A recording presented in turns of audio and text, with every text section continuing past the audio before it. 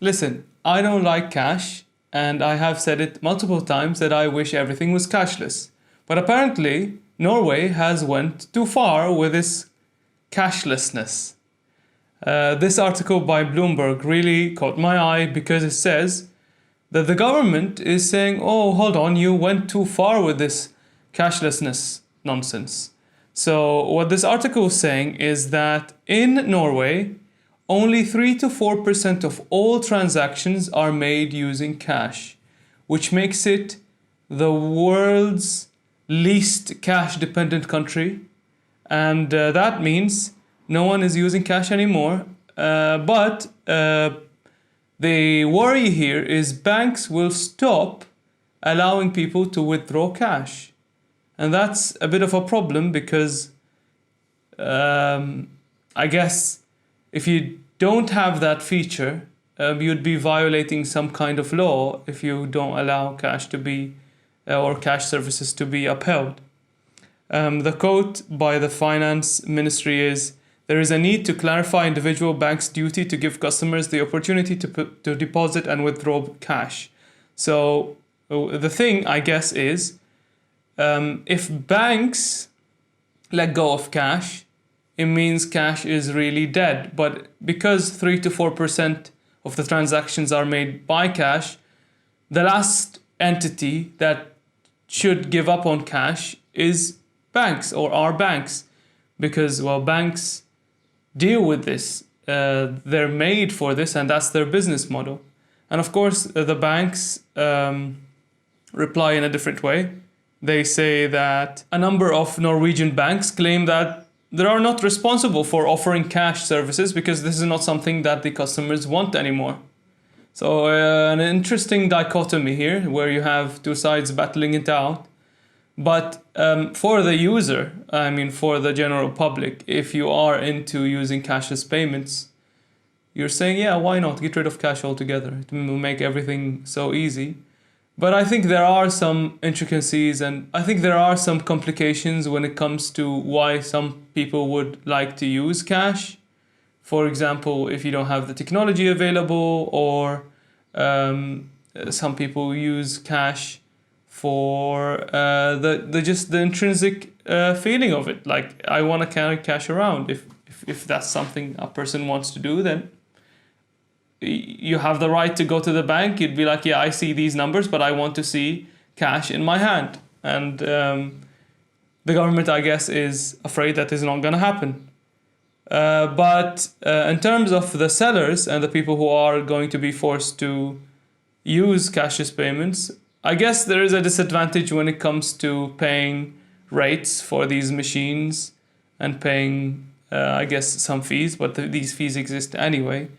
That's interesting. This is the first time I've seen a country say that, oh, we're going too far in terms of cashless payments.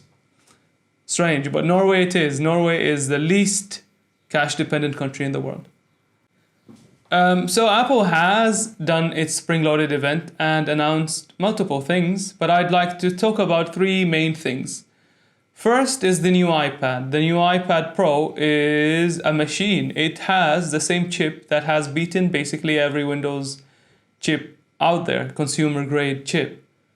And it's interesting that it's still running iPad OS. So many people are saying, if this machine is running the exact same chipset inside, why don't it run a full desktop OS, a Mac OS? This debate has been long had, and the other side can be said as well. Why don't Mac laptops become touch based? Why don't they support touch? I think the answer comes with if you start towing the line. Of course, it's a complicated thing. You can't just do that with a snap of a finger. But if a company can do it, it's definitely Apple. But they're shying away from this specific thing because it will really confuse the buyer. Because I think this iPad Pro, if you spec it out, it would cost way more than a MacBook. So I guess in that sense, if you're paying that much money for a MacBook, or you're paying that much money for an iPad, you would pay it for a MacBook. But if this chip is so strong, it's so effective, and it's the exact same chip in the iPad as the all other Macs, why just don't you have Mac OS on iPad? So the second thing is, they have announced the AirTags. And I had a conversation with my friends saying, oh, hold on. So it notifies you if it's following you around. So if I put this AirTag in a bag that contains something valuable and some person steals my bag, it will notify them, telling them that the AirTag is there, and then they can just remove it, and then I can no longer find out where it is. Well, no, because after taking some time, I've seen other videos and other articles saying that it will only notify you that it's been following you around if you reach like a safe zone or a frequent zone, like your home or your work. Then it would be like, yeah, definitely something's following you around. So it's a middle way between notifying you in terms of privacy, someone might be tracking you, and also the anti-theft thing that if someone steals your stuff, they will not know that there's an AirTag straight away. And if someone is following you, when you reach home, you'll find that there is an AirTag following you, and you might recall, oh, who is the person who planted this on me? So I guess that's exciting. I really want to try these AirTags, but I mean, their price, something I mentioned in the previous video, is not that bad. It's, I think, $100 for a pack of 4, and I think $30 for one, or $20. That's not horrible. But I still cannot find the perfect case for it in terms of what am I gonna attach it to. I thought maybe a bag, but I don't remember when was the last time I lost a bag or needed to locate it so badly. So it's not very expensive. I haven't tried it, so I don't know how effective it is. But yeah, it's here. And the last thing is the iMacs. Well, the iMacs have been redesigned, and I guess this is how they look. And I think they look pretty weird. The weirdest thing I see with these are, of course, they're a manufacturing dream to be able to make a device like this. And I know this because I'm studying engineering, and I know how difficult it might be to engineer such a thing. But why did they choose the white bezels? Turned off, it looks like this, and it just looks strange with the white bezels because everyone is trying to run away from bezels, and this is highlighting it, especially when the screen is turned off and you're staring at your desk. I mean, it's colorful, it's unique, it's Apple, so people will buy it anyway, but these are just my thoughts. So next is this article by the BBC News. It says, is it the end for landline phones? And I say, yeah, hell yeah, get rid of these things. Why does anyone need a landline phone? So in the UK, apparently, 40% of everyone stopped using landline phones. That includes me. But 95% of over 65-year-olds still have landline phones. I guess because they're old school, or I don't know why. And half of under 25s don't use a landline at all, and they don't have it installed.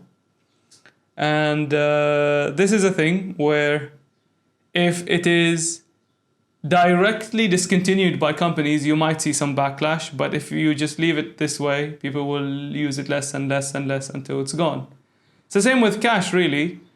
Until you tell me there will no longer be cash, I would be like, okay, maybe I want cash. If you just don't say anything about it, I would let it go away on its own. A weird thing, yeah, we still have landlines in 2021. I don't know what effective advantage they have over normal phones. Maybe it's cheaper to call. Maybe it's just something that exists like how printers still exist. I don't know. I mean, fax still exists, so it's not the oldest technology that's sticking around. But I just realized that we still have these landline phones that seem obsolete in my eyes. Maybe they go away within the next few years. This article states that we're using Zoom, we're using Skype, we're using FaceTime. Whoever uses, I mean, not only landline, whoever calls someone using a normal call anymore, except when you're calling a business or something. And one final thing, in a previous video, I mentioned that Microsoft wanted to buy Discord, and apparently these talks have ended. So Discord will not be bought by Microsoft. So they have rejected a 12 billion with a B, so that's 12,000 million from Microsoft to buy the company, and they are going to stay independent. So I guess I'm happy, but they are going to be public. Apparently, this article is saying that they might be preparing to make their own company public and get profit that way, get money that way, and basically these articles or the news stories about them being purchased by a mega giant company is only going to raise their stock price and raise interest for these phones. I mean, for this company. Yeah, apparently Microsoft is not gonna buy Discord anymore. Noteworthy is they have tried to buy TikTok and Pinterest, and they haven't done so, especially with TikTok. That was a big thing. And sometimes we wish for something to go away and it just goes away. Whether it's cash, landline phones, or a company buying another company. And that's the end of the news for today. And I hope you have a fantastic week and see you next week. Goodbye.